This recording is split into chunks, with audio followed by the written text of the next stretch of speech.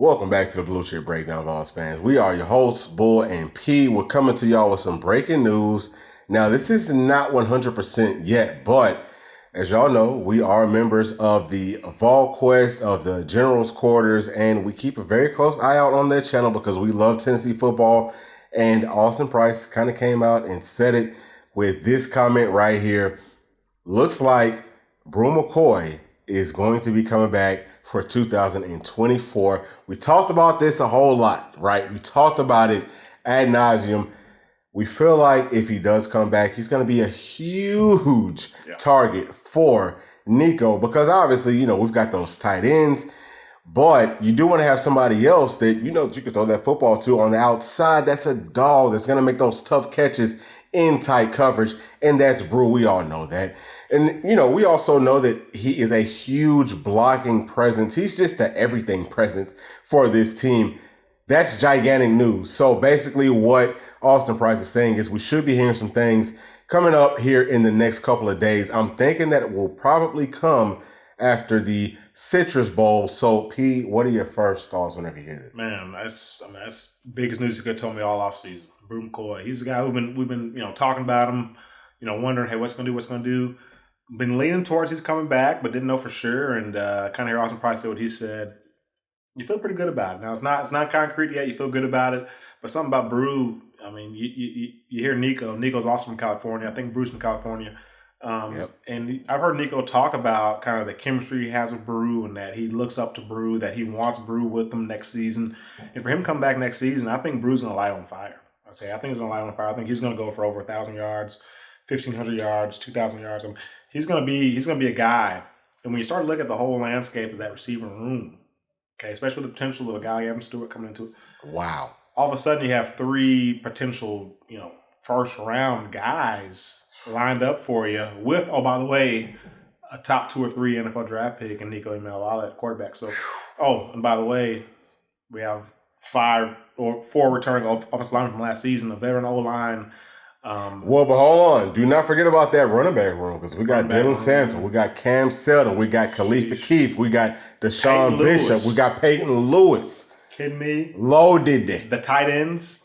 You want to talk about those guys? Ethan Davis. Him, and then Holden Staves, who's also from the A. We know these guys are dogs. So they're dogs. What we're basically trying to say is the offense should be unstoppable next season. Okay. Ain't no should be about it, baby. The offense is unstoppable next season. Yeah, it's gonna be on absolute 10. I mean, we talked about this last 2022. We were 46.2 points a game, something like that. We're talking about going 50 points per game. And here's the deal. Okay, we're up, 42-0 at half. We're trying to pull off the gas. Yeah. And we're still going to get over that 50 per game mark, we think. And, we're going to see how Nico looks here in a couple days. Now that's not going to tell you exactly how he's going to look next season, but we're going to see how he looks. But Bru McCoy coming back, I mean, he adds so much. I mean, from leadership to physicality to tone setting to tough catches across the freaking middle. Well, the whole thing about Bru, right? So, number one, you're talking about Nico, right? So, Nico has been one of the biggest ambassadors for Bru coming back. He talked about it in the first press conference that we really got to hear Nico speaking. He said, hey, I'm trying to get Bru back.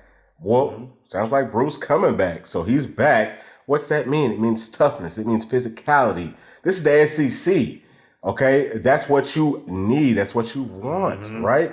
So, makes you think of the Atlanta Falcons. We're Atlanta Falcons fans living here in Georgia. Oh, makes you think of, Roddy White, Julio Jones, and Harry Douglas, those guys going against the Legion of Boom. They go to Seattle, back when those guys were laying guys out, talking about Legion of Boom. Who's the guy? Cam Chancellor, Earl Thomas, those guys, Richard Sherman, the other corner they had. Those guys were laying guys out.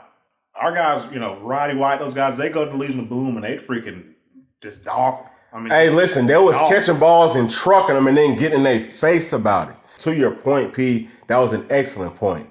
Bru is one of those guys. He is going to mentor those younger players on our roster. We've already got some dogs coming in. We've got so many dogs. And listen, I'm laughing. It's just like getting this because I'm so excited about what the future of this football team is.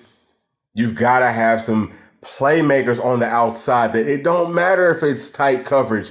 We're gonna outbox this guy, outman this guy that's covering us, and we're gonna make the catch. And we're gonna let the referee call whatever they may, let the chips fall where they may. But we already know on offense it's falling in our favor. For sure. We've got a lot of dogs. And here's about Nico. He's a gamer. He's a gamer's gamer. He's not gonna take sacks. He understands situational football. So if it's in a physical game, doesn't have much time to throw, whatever it is. He understands, hey, I got Bru McCoy, I got Chris Brazzell, maybe potentially Evan Stewart. I got guys on the outside, talk about tight ends too. I got hold on. I got guys I can throw it to and not even think about. Squirrel White. You got Nathan Leacock. Oh my God. You got Braylon Staley. And hey, I'm still high on Chaz Nimrod. Quiet's kept. And we haven't talked about the freshman, Mike. We have a lot of guys. And we got a ton of perfect quarterback at the helm that I think is going to really distribute the ball, that understands football, that understands gamemanship, winmanship, the whole deal. And so, he's going to be distributing the ball like a point guard. We heard Bryson Easton talk about it? Yep. He's a 6'6", what's the guy's name? Bryce Young. And Bryce Young, if you know anything about him, what do you know about him? He's a point guard playing football. That's what he is. And I think Nico Iamaleava is the same deal. He's a 6'6" point guard playing football, distribute the ball, get it to my guys, let them make plays. And I just think the ceiling's the roof, just like Michael Jordan said. The ceiling's a freaking roof. I think we're going to be on fire next season. I can't wait to get to it. I was going to tell you this. Bru coming back, okay, we talked about Tate Ratledge possibly coming to Tennessee. We don't know, okay? Maybe. That could be a possibility. He did have an orange mouthpiece out there coming out for the Orange Bowl that could tell you a little something. I don't know. But, so he could be added onto the roster if, a guy like Evan Stewart joins onto this roster. We are about to go 15-0. That's where I'm at with it, Pete. Yeah, no, I feel the same way, man. You talk about the history of Tennessee. As bad as we've been, don't look at 2022, but, 15, 20 years before then, how bad was this team? And guess what? We're still number 2 team in the SEC in terms of wins, conference championships, the whole deal. We're still number 2. And so that right there tells all you know about the University of Tennessee, what we stand for, what we believe in. And I think hype was getting us back to the kind of playing that way. And then when you factor in the scheme, I think our scheme, it's the ultimate equalizer, okay? You talk about playing teams that have a team full of 5-star guys, whatever it is. Okay, we're going to put all your 5-star guys in one-on-one situations and prove to me that your 5-star guys are better than our guys. And so when we start getting these, Bru McCoy's coming back, Evan Stewart's, Chris Brazzell, these type of guys, Mike Matthews, these guys. But hold on. Who's throwing the ball to him, though? Number 1 player in the country. Nico is throwing the football to him? Number 1 player in the country. Oh, boy. And so now all of a sudden you have that combined with the dogs, with the guys that can play. Now all of a sudden it's anybody's game, and I think it's our game. You know what I mean? So I feel great about the future of Tennessee. I think Bru coming back is really excites us, gets us going. All these guys coming back, all the O-line, freaking Keenan Peele, these guys. We feel great about this whole team, this whole roster. It's gonna be a long off season. Okay, we got whoever we got week 1. Okay, whoever that is. UT Chattanooga. UT Chat. Then we got NC State week 2. That'll be our first kind of test against somebody that's going to be able to fight back a little bit.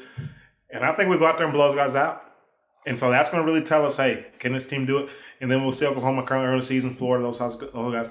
It's a long off season, but we're excited about it coming up 2024. It's going to be a big year for us. Absolutely. And, everything starts with this Citrus Bowl versus Iowa. I think that we are going to see a whole lot of fireworks.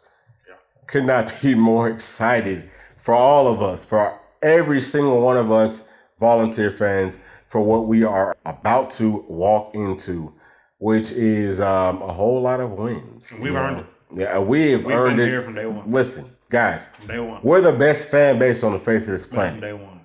Y'all already know that. You know what I'm saying? But as always, please make sure to like, subscribe, hit that notification bell, and we'll see y'all on the next one. Thanks. Peace.